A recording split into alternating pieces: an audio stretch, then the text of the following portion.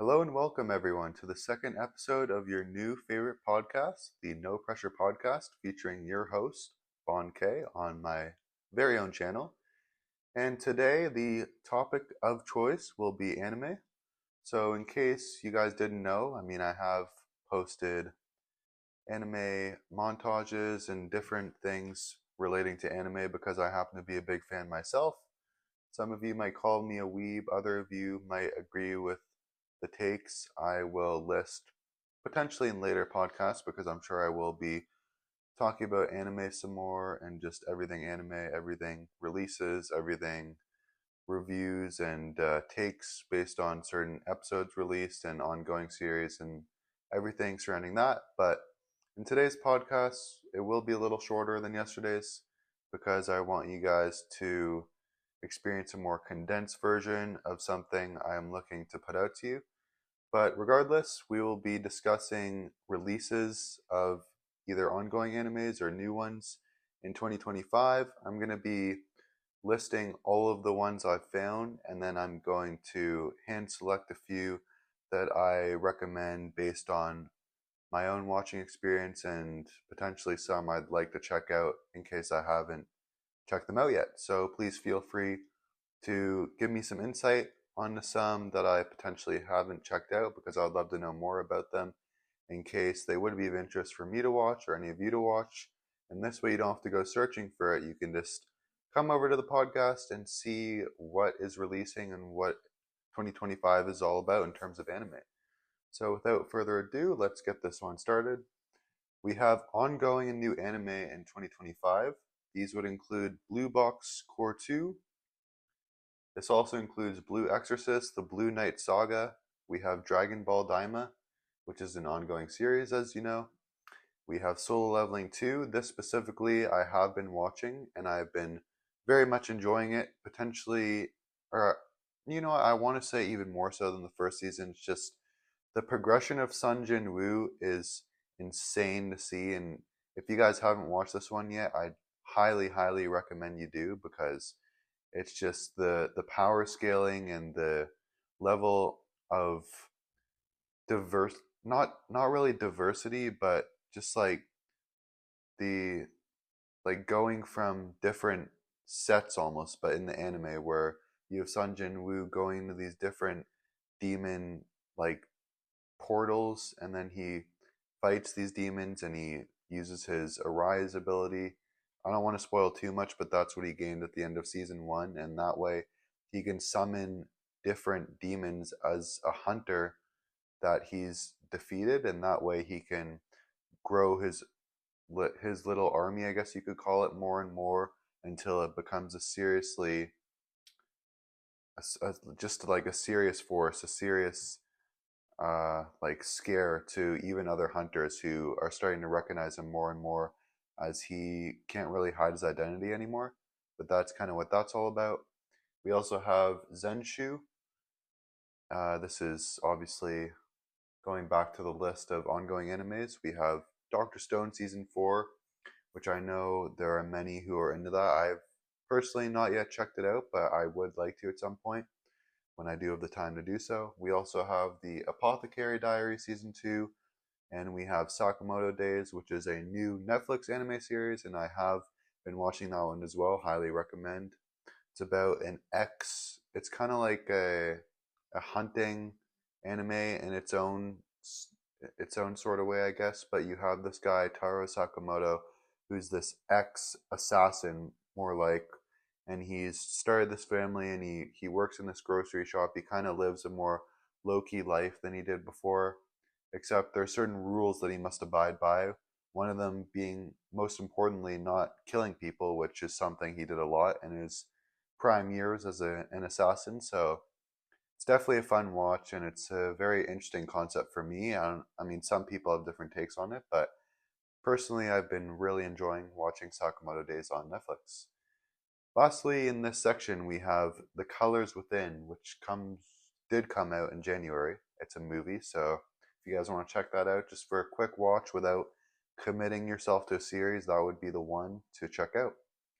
We have Winter 2025, so, excuse me, anime release dates. So these obviously you know what? I take it back. I'm looking at some of the dates here, and they are not winter, so I'm not really sure why it says that. Regardless, we have ReZero Season 3, which came out already earlier this February. We also have Pokemon Horizons, the series part 2, which came out earlier this February as well. But apparently, it's only available in the UK. So if you don't happen to see this one on any of your streaming platforms, then that would be the case. We have Attack on Titan, the movie, The Last Attack. That one came out rather recently, and I should probably get to watching that as well because I watched the Attack on Titan series, and I don't know, some of it obviously very controversially was a little underwhelming for me, but of course the ending to the series in particular was one of my favorites of any anime. So if you guys have yet to watch Attack on Titan, just keep an open mind. I mean, there's certain parts that might be not necessarily hard to follow, but just like a little untraditional, which isn't a bad thing by any means. It just wasn't really my cup of tea at times for some reason. I can't really pinpoint the exact reason as to why it wasn't, but the ending and the character development are everything along those lines is top notch. So definitely worth checking out the original series of Attack on Titan. We have Beatstar Season 3, Part 2, which is early 2025. I assume that means it hasn't as yet to release. It has not released yet. Coming in at spring, this spring, releasing this spring, we have the One Piece Egghead arc. This one, obviously, I am the most excited for, the most looking forward to its release because it's been so many months since the last episode of the One Piece Egghead arc has released. And of course, I'm one of those guys to be up to date on the series despite it being over 1100 episodes. So I am fully committed and I am a true Straw Hat fanboy. Accuse me all you want, but I will say it here and now that One Piece is a joy to watch. It is unlike any other series you'll check out potentially in your whole life. So, despite it being so long, if you have any free time at all, literally just devote 2 to 3 episodes a day. I mean, it you could do more, you could do less if you really don't have time or if you have maybe more time in a certain period, but regardless, set that time aside to start watching One Piece if you haven't because you will not regret it. It starts off with a bang. The first arc after the East Blue Saga, which is the 60 episodes at the start of the series, is one of my favorites. So right away you'll be experiencing the glory and the satisfaction of watching this series. So please make sure to do that if you haven't. Just like with Attack on Titan, but even more so because it's my favorite anime, my favorite series of all time, and you will not regret it. Trust me. Trust my word. Trust what I'm saying right now. And come back to this podcast if you happen to try to start watching One Piece as a result of my words here, because that would be really cool. If I made it an impact on your life, just as Oda has made on me, who is the creator of the One Piece series. So, anyways, moving on, we have Black Butler Emerald Witch arc, which comes out in April, similarly to the One Piece arc. A lot of the, no, you know what? I should say all these come out in April. We have Devil May Cry. We have Fire Force Season 3. We have, oh, I heard that one's really good, and I do plan to start watching that as well. We have My Hero Academia Vigilantes. Have yet to watch My Hero Academia. I heard the fan base of that series is a little out of the ordinary, but I have yet to see that for myself. So maybe it's time I check it out just to test the waters a little bit because it never hurts to I mean, I guess expose yourself to different communities and different people that enjoy things. I guess I don't know. I don't really know what to call it specifically, but next up, we have Windbreaker Season 2. We have Witch Watch. We have Yu-Gi-Oh! GX 20th Anniversary Remaster. Wow, that is a mouthful right there. But Yu-Gi-Oh! Obviously a very famous card game and similarly a series at that. So I've yet to check that out as well. But I mean, obviously, I've heard it's worth watching. So that is just another thing to put on the bucket list. And lastly, here we have Jujutsu Kaisen Hidden Inventory slash Premature Death Movie, which comes out in May. So I take it back. Not everything comes out in April because Jujutsu Kaisen is, oh, wait, it says Japan. Maybe it only comes out in Japan and the release is even later than that, which is sad to say because Jujutsu Kaisen is just another series that is a joy to watch, and it has so many great characters with great development, great settings. Is something I meant to say back when I was talking about solo leveling and just things like that you want to see in a series. Different types of characters, different power scaling, different types of powers at that, where you have even like redemption arcs and certain redemption characters. For example, we have a character, for the most part, what appeals to me, that was evil to begin with, and then they switch sides with the reason they're obviously differentiating based on the task at hand and the whole, I guess, appeal of the series and the mission they have to fulfill in their own specific lives, whether it be a collective thing or a certain a moral code or a code of ethics that is within a, like maybe an evil person or some, or I mean, even similarly at that, if you have someone that was good before and maybe their code of ethics or their morality was broken, that caused them to switch sides. But I hope you understand what I'm getting at here. I just, those kind of things where you have those switch ups in these animes are always very interesting to me. And all right, so we have summer 2025 next, which is Dan to Dan season 2. I've only watched like 3-4 episodes of that series so far, even though I have no excuse not to finish it already. But Dan to Dan, even though I haven't really gotten fully into it yet. I mean, I have.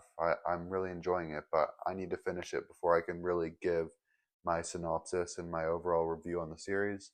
But so far, I think it's definitely worth watching. It's a very creative take. It's pretty wacky at times, but I think you're not going to find many animes, at least modern ones, that are comparable to Dan to Dan. So definitely worth checking out if you want something where that you can laugh at, but also feel pretty intense emotions at the same time, because the characters in this show are have a very unique and specific connection, and you'll see that if you happen to start watching the show. Without further ado, anyway, we have Kaiju number 8 next up, season 2 of that coming in summer, July, all these being July. Sakamoto Days Part 2, as I mentioned earlier, very excited for that. I mean, they're still releasing episodes for the first part, so I'm surprised that they're going to be churning those kind of episodes out so near in the future, I guess it would be, because they just released the first season. So that is pretty impressive that the creators of Sakamoto Days are so efficient with getting these episodes out. Very cool to see, because the animation is also really good in that series. We also have Spy X Family season 3 coming in fall, and we have My Hero Academia season 8 coming in fall as well.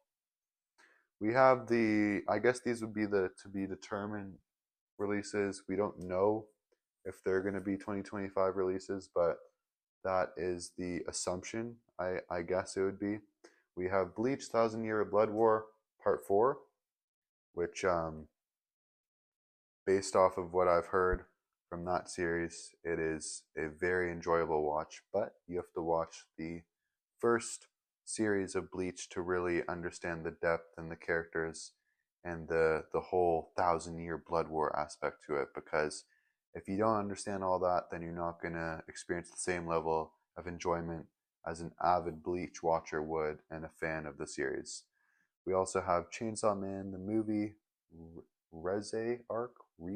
I'm not really sure how to pronounce it, but Chainsaw Man again, another fantastic series, fantastic short series at that, which makes it even more enjoyable because it's short and sweet. So they leave you wanting more, and then releasing a movie, which you don't always know how they'll perform in the box office. So I think that is a pretty clever strategy from the creators of that, just to leave fans wanting more and then releasing a movie, and that will automatically elicit a more positive response as opposed to something like another series, for example, that fell off a little bit, it dropped off, and then a movie's released from there, and you don't have as many people responding positively because they didn't like the way the series ended. But that isn't the case with Chainsaw Man, so let's move on. We have Demon Slayer Infinity Castle. I don't know why this is here. I guess it's a little outdated because this did release, and it's another movie slash series slash anime slash, yeah, that I just planning to watch because I very much enjoyed the entirety of the Demon Slayer series. It's not necessarily right up there on my favorite animes to date, but it's just the thing about Demon Slayer is I always was up to watching it. There's something about the lightheartedness of Tanjiro and the characters in this series that I never really got tired of, and I think that really drew me to. I mean, also obviously the art style is top notch, but everything surrounding that and just the lighthearted emotions and the friendship, the the brotherhood between Zenitsu and Inosuke, obviously, and then the sibling bond, I guess it would be, between Tanjiro and Nezuko is really fun to watch, and it's a you can really just tie it back to your own life and how grateful you are for your connections with your family and your friends, and it's just really cool to look at it in that kind of lens and that perspective. We also have Fate slash Strange Fake, which obviously with this one we're not really sure when it will release. We're hoping it's this year. For any of you Fate slash Strange Fake fans out there, we have Jujutsu Kaisen Season 3. So the creators of Jujutsu Kaisen coming out with a bang once again, but we don't know if 2025 is the year for this one since they're already coming out with that movie. I believe it was Jujutsu Kaisen. I could be mistaken for just the Chainsaw Man one, but I believe there was something. Correct me if I'm wrong, but I thought there was something on Jujutsu Kaisen.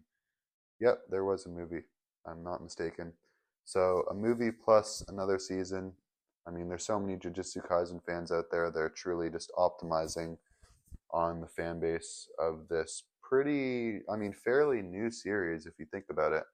And it has so much positive reception that why not release more when you can? I mean, it's still very much fresh in the hearts and minds of its viewers. So very cool to see. We have Lazarus, we have Moonrise, we have One Punch Man Season 3. It's about time to see this cosmic Garu action because it has been not necessarily a long time waiting, but it's something I have been wanting to see since it gets kind of old when, Saitama doesn't really have much competition to deal with. But regardless, let's hope it's a banger season, the way it's made out to be. And yeah, I hope you guys all the best in your viewership of that one. Next up, we have Oshi no Ko Season 3 as well as Witch Hat Atelier. And those are the last of this list. Please let me know which anime specifically you guys are interested in watching or which ones you didn't necessarily know were going to be releasing this year that are. If there's any hype around that, if you guys are watching an anime that isn't on this list and that you just happen to find or that you've known for a longer period of time that maybe you finished already or you're still continuously watching it, any of that kind of jazz, I definitely want to hear about down below. Please let me know if you have any suggestions further than that. And also, on that note, let me know if you want a podcast surrounding that very thing. Certain animes I've watched that are on this list that I highly recommend, maybe some you haven't heard about that I happen to fall upon and end up really enjoying because some of these series can really surprise you. I mean, all of these Japanese creators have different styles, different art styles, different ways of producing the motions and the transitions and the types of cameras they use, and obviously the CGI nowadays.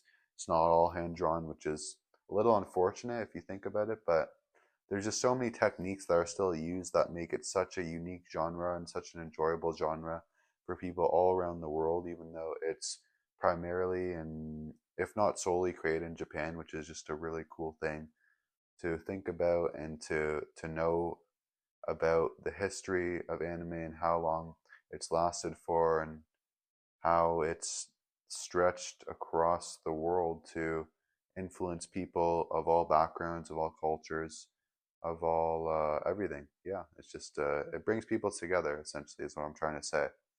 But anyways, I hope you guys enjoyed this episode. Like I said, I wanted to keep it a little more brief because I didn't want to bore you too much. And yeah, if I end up getting more and more people noticing my podcast, I hope you guys can give me some suggestions because I'd love to talk about things and learn about more things that you guys are interested in, not just things that I conjure up to talk about because maybe what I'm talking about isn't necessarily what you guys want to hear about. So that's exactly why I want some input. I want some feedback from you guys, and I will see you tomorrow, I'm sure, for another episode. But until then, I wish you all the best. Please consider dropping a like and potentially a subscribe on the channel to show me some support and to keep these podcasts going strong because I love just talking about things of interest to me, but more importantly to you guys, my viewers. And yes, that is about it. I wish you all the best. Please make sure to always be happy, be kind to everyone around you, and to have a great day, whatever time it is for you. And yes, peace out, guys.